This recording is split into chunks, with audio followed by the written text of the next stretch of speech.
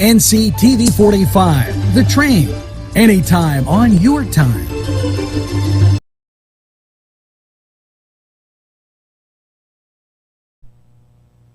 Today's programming is brought to you by NCTV45 and NC Radio 450, Newcastle's community television station.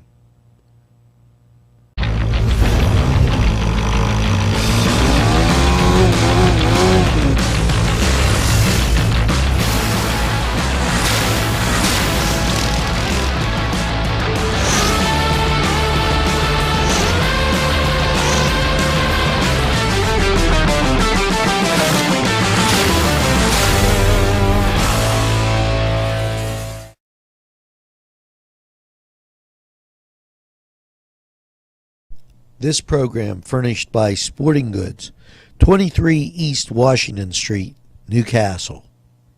Call 724-658-2535. All right, okay. Welcome.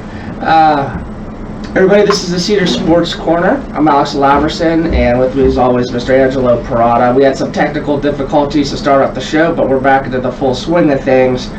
And Angelo, before we went on the air, you told me you have a higher opinion of PITT than most. Their program has been beat the easy schools, okay, and when you're playing somebody equal or better than you, try to physically beat them up and get the calls from the official. You're talking about when they joined the ACC? That's kind of been their. It's been the hallmark since the Eastern Eight. A Notre Dame Pitt game or a Duquesne Pitt game was literally a bloodbath. Okay. As Pitt tried to turn it into a physical wrestling match, all the way back when Gergerich was the coach, okay, I haven't seen anything change in that time period of 40 years.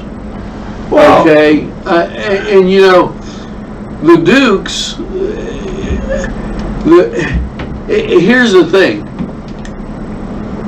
The Dukes seem to start off like a house on fire and fade quicker in February than the winter snow. Pitt seems to beat up on all the little schools that they can, and when it comes to playing somebody of equal or greater talent, all of a sudden they try and turn it into a football match because they just don't have the athletes to play that type of game. This is what I think. They had a lot of success in the Big East. On Big East days, they won. Not really, because, and here's the thing. Their success in the Big East was marred, and I don't want to sound like the guy from the Suns, and his name escapes me right now, but every time they came to the cusp, they were on fire in the coach because they were either one and done, lost to an ACC team, okay, or faded fast. Pitt's program is in dire straits. And let me tell you why I feel it's in dire straits, their athletic program. Football isn't producing. Basketball is getting lost in the ACC. And they can't seem to come up with a formula to set themselves apart. And their fan base is waning. Okay? And that being the case, let's take a break and come back. Let's take a break. And when we come back for the second segment, I will offer my rebuttal to everything you said, and now a word from our sponsors. If you're craving hot dogs and more, and you're in the area, then look no farther than Coney Island, downtown Newcastle on Kennedy Square. Easy Clean Car and Van Wash, where your clean wash is our goal.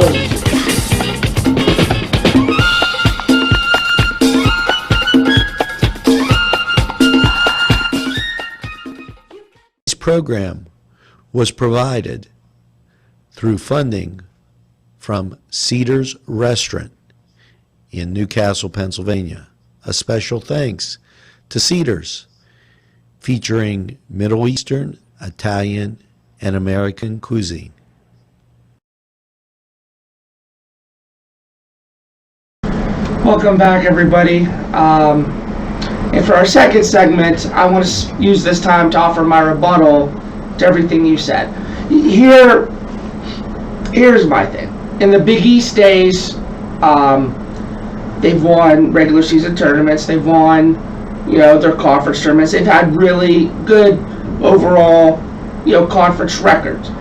And they were ranked number one a couple of times. Yeah, they were ranked number one in the country. They've had, that was in 2009. They were ranked number one. They had one of the number one seeds in the March Madness tournament. Mike, there's something in this water here, because he's Are you saying that never happened? they could have never been ranked number They didn't one. finish. No, they didn't finish ranked. They didn't finish ranked. By one point, at one point, they were ranked number one. I think they finished like 6 or 7 Across all the conferences in the nation. Yeah. Yeah. I mean, you probably don't remember, but they were. I mean, I could pull that up right now. Listen. And they had a number one, one of the 4 number one seeds in the tournament twice. It was in 2009 and 2011. So they can do it. Also, and remember, 2008, they just missed the Final Four. They lost at the last few seconds of the Elite Eight. Okay, now going into the ACC, obviously they haven't had that much success. But if they show they have the right coach, they can recruit well. Okay. Well, no, wait. Well, let's rewind the videotape, because I'm going to go back to the ACC Big East argument. And the argument was this, that the publicity, the Big East was in all the major media centers. Okay, when you look at the Big East, the Atlantic 10, and the ACC, here's what you're seeing. You're seeing media, okay? Pitt, if they were number one ranked, it's overrated and didn't deserve it, okay? Their style of play wasn't conducive. Kentucky will play a physical game throughout the year, no matter who they're playing. Pitt never established an identity. Their identity of who they play and how they play was dictated on their opponent. Okay, when you go back to the only reason Pitt went into the Big East. First of all, let's dissect the Big East. The Big East was a political juncture. Villanova was a Eastern 18. Okay? And Villanova has an excellent track program. And Villanova was told, unless you move into the Big East, your track program is going to be hurt. We're not going to play with you. Okay? That's how the Eastern 8 lost Villanova. Why? Because they needed a media center in Philadelphia, and the Eastern 8 was controlling it. Now, okay, so then we go, well, how did Pitt get into the Big East? The biggest game of the time was actually the Pitt Duquesne game, playing for the Eastern 8 championship. And Pitt went into their let's wrestle the Grizzly. Okay, and that was at the time of Sam Clancy and some of those guys, Bruce Atkins and actually it was crazy because you would have a game, the physicality of which was just short of Aussie rules football. Okay, so I don't agree. I saw that transition happen in the 80s, and I saw Duquesne flounder at making coaching decisions. That put Pitt, and here's the media, they had New York, Philadelphia, Washington, D.C., Pittsburgh, okay, as media centers, to where that guy that played for the Suns, who played for the Suns? He has a bald head, okay. I'm not sure, honestly. He said, and I quote, he said, the Big East can never compete with the ACC or be the conference. And then the ACC went cherry picking to get Boston College. Because if you look at the Big East and the Atlantic 10, Massachusetts, Boston College, both in the same. Temple, Villanova, both in the same. Do you see what? George Washington, Georgetown. Are you seeing a pattern here? Okay, so they descended on breaking up that media to say, no, the Atlantic Coast Conference really is the basketball conference. And to the Atlantic Coast Conference's shame, they're the ones that started, well, we're going to have a tournament at the end of the year to try and get more teams in the playoffs. The regular season should mean something, okay? And if you can't win your regular season, you don't go. If you decide to have a tournament, then we'll just take your tournament champ. Expanding it is just giving bigger state schools more money. And you know, there was an interesting article done about Al McGuire, and if he was at Marquette, could he still produce the same teams that they did? Al McGuire at Marquette, DePaul, Notre Dame, Dayton actually in the mix this year. It's different now recruiting at those Catholic schools, and you're going to tell me, well, there's Gonzaga and there's Butler, and look how they're doing, and Loyola Marymount. But it's very difficult because once you get a program that is winning, what tends to happen is North Carolina State came and took Duquesne's whole coaching staff when they made the NIT, and that was 26 years ago. And I was flying home from my honeymoon getting ready to go to an NIT game. And that absolutely kills a private school. And Pitt, I don't think, has the money or the notoriety or the consistency ever since they let their football program go. Well, I mean, I disagree with almost everything you said, to be honest. And I feel like Saturday Night Live. Yeah. Jane, you ignorant slut. Yeah. But let's take a break, and we'll come back for our third and final segment of the Cedars Sports Corner. This program furnished by the MAD Unit, Mobile Auto Detailing. See Michael Sad at themadunit.com. These fine businesses provided funding for this program. gatherings, town and country, and on target. Hello, friends.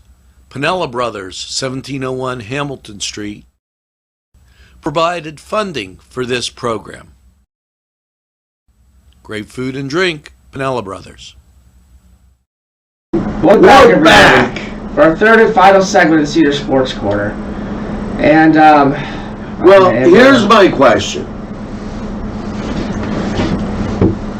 Would it be better to form an Eastern Conference with Boston College, Temple, Penn State, Maryland, West Virginia, Pitt, Cincinnati?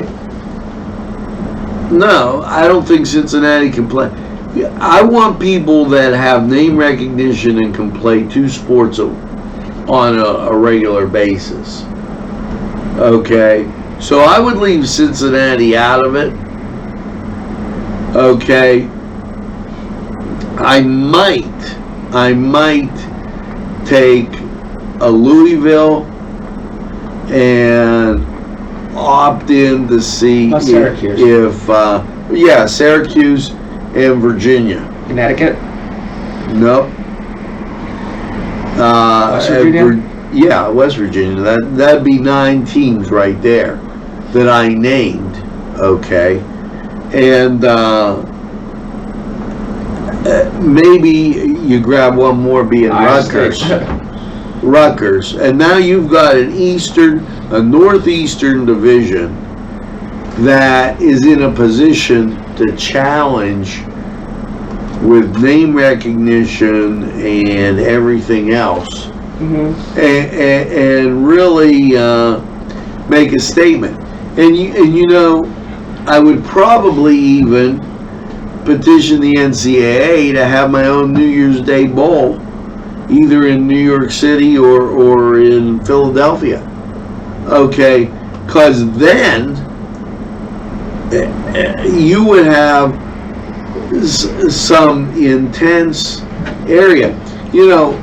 These mega conferences don't bode well for the Pitt, the Duquesnes of the world. And you look what they're doing to Notre Dame. They're trying to force them into a conference just to play in a bowl game. So now our sympathy and our best wishes. I really felt bad when I saw the hockey game and the guy slumped over. Yeah, that it was that guy from the Blue Side cardiac episode. Yeah. I don't know too much about the situation, but that is scary. I mean, you never know what's going to happen. Yeah, and as being a Cleveland fan, I want to express your happiness that LeBron had a triple-double the other night in an overtime win. And what do you think about the apology tour by Antonio Brown, briefly? I think the guy needs mental health help, and I don't think I wouldn't touch him if I'm a general manager. I wouldn't go after him. I wouldn't. I don't want him on my team. He's just nuts. He apologized to Ben on Twitter, in case you didn't know. Yeah, but he threw Hines Ward under the bus when he was on the KDK. Oh no, I'm not saying. I'm just saying for those who don't know. Well, I don't. Okay. It's like, okay, so he tries to make amends. All right. I love the city of Pittsburgh. I want to come back. Ben's a great quarterback, but at the same time, he's trying to make himself look good, like a humble person, but then he's going to go and crap talk Hines Ward and Juju Smith-Schuster. It's like, what is wrong with this guy? Does he not have any common sense? I don't know. I don't know if it was that Vontez Burfict hit a few years ago in the playoff game that just rattled his brain or what, but man, oh man, it's sad. It's really sad how dumb he is. I don't think I'd be looking at him at all. No, listen, honestly, for Antonio Brown, he needs to get psychiatric help. NFL's not for him, you know, and he's done. I don't think he's coming back. Mike, this is for you. Until next time, my good friend Alex, he strays between that Pitt and Cleveland stuff. Angelo, everything you said about Pitt and basically the first and second segment was so wrong. It just was. You could just literally Google it. We're gonna maybe sell this to Saturday Night Live. Oh, goodness. Take it easy, guys. Have a good one, everybody.